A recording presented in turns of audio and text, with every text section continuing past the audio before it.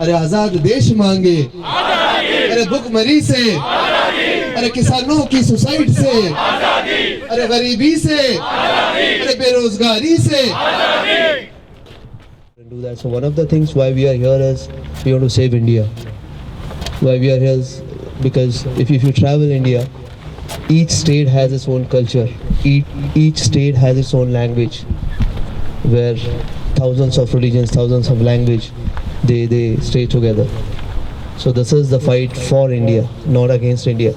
There are people who are saying that this is the fight against India. The Prime Minister said that recently, that you can identify those who are doing the violence by their clothes. So this is the cloth that he speaks. So this is the Muslim cloth that they speak, and I especially wore this just to tell him we are not the one who does the violence.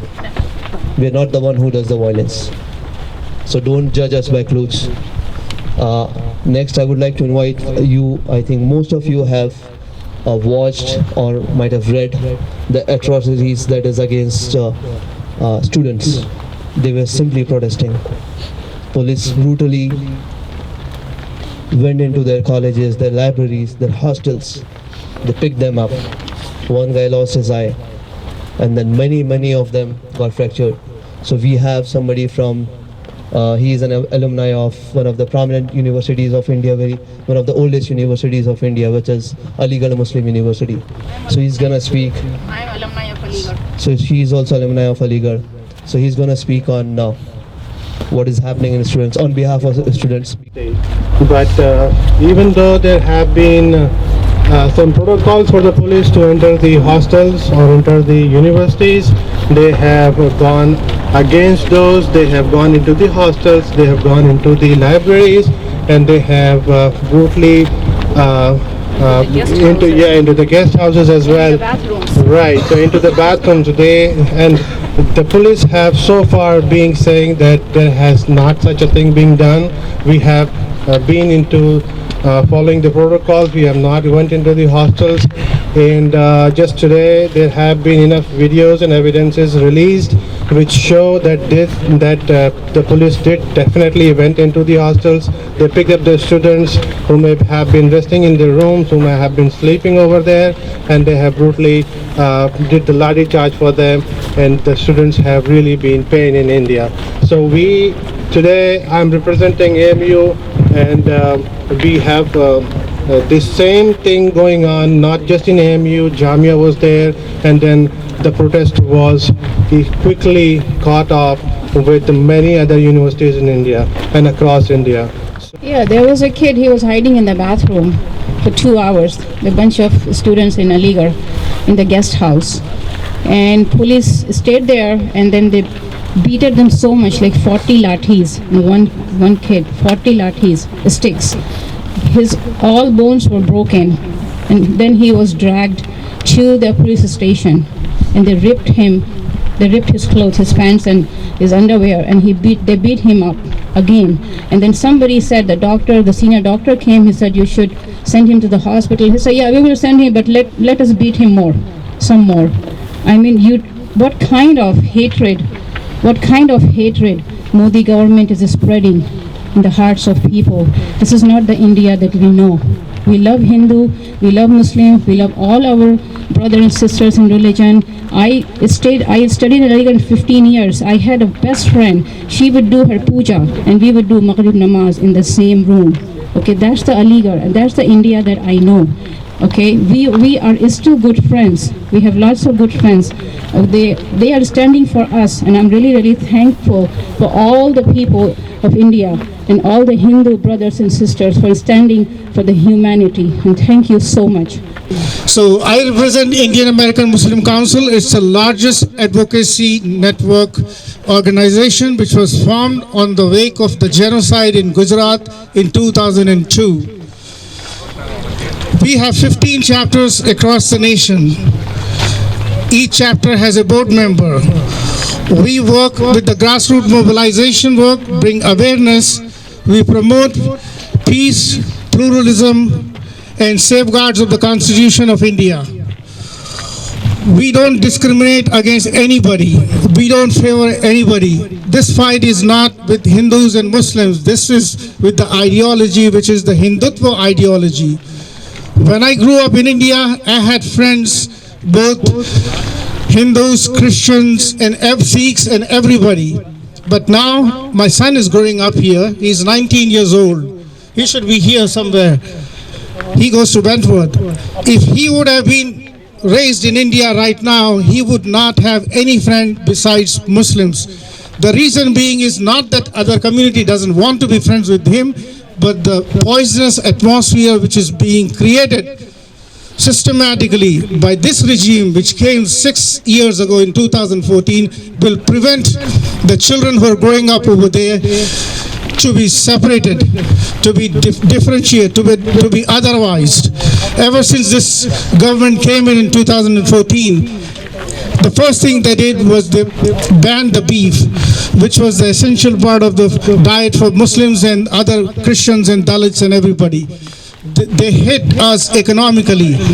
Right after the beef ban, they started coming up with new ridiculous ideas like love jihad,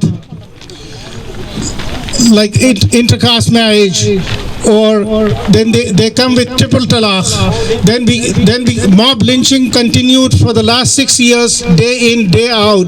It started with Ashfaq, then it went on to Tabriz and everybody, Pehlu Khan, and it is going on and on. It is still going. And all these things are happening, and the government is not saying or doing anything about it. In fact, they are promoting, they want the Muslims to be the second-class citizens, which we are not going to let it happen, because we are the second largest ummah of the Muslim world.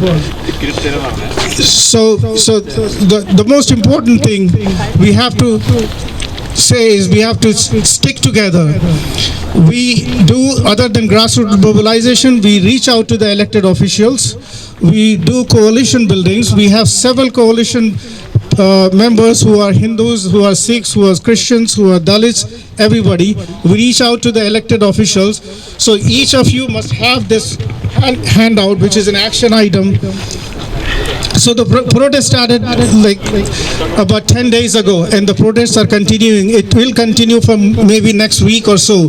But after that, we cannot just sit down. We have to pick up our phone, call our local congressmen, call our senators, educate them. So this is the action alert which we just distributed to everybody. I hope if you don't have it, let us know. So you need to pick up the phone and call them. Then we'll get an appointment with all the senators and congressmen throughout the country. Once we get that, then we will give them the dossiers, we will present them the facts. I mean, Indian newspapers are not printing anything, but if you look at Washington Times, and if you look at New York Times, and if you look at all the global newspapers, it is the headlines, it is making the headlines. And like Bassett said, the most important thing, like when Prime Minister Narendra Modi, last week when he was campaigning, he referred indirectly, he said you can identify these people by their clothes. So that is the reason why I am also wearing shalwar kurta. And nobody can tell me or dictate me that what I can wear or what you can wear. We are at liberty to wear whatever we want, whatever we eat, whatever we practice. So this is very important. So that's an action item for you, inshallah. And so get in touch with us. So if anybody wants any, we can have signature, contact and everything. So thank you so much. Yeah, we will brief you guys. We'll provide more details about IMC and other stuff. We are still in progress. We are going to talk with community members, and we will be in touch with you. Last one quick thing, we're just going to take a quick walk. But brother Imran, he came all the way from Rhode Island, and then he came with the family as well. So I would like him to just say quickly in 1 minute what are his views, quickly in 1 minute, and then we'll start walk.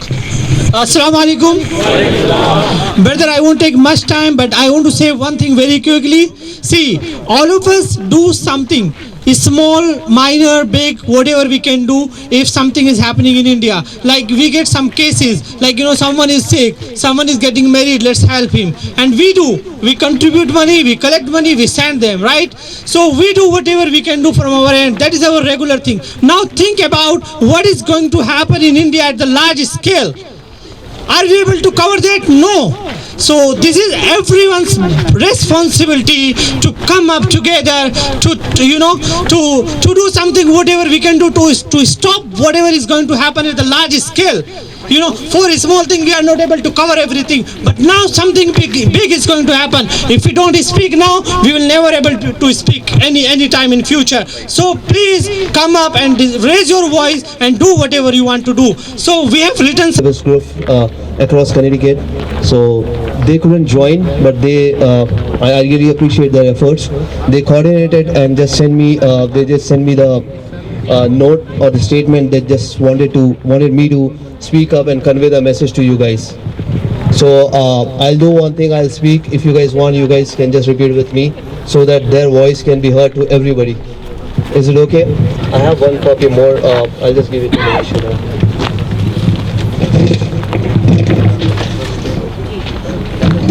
Just need to repeat that probably with everyone. So I'll start.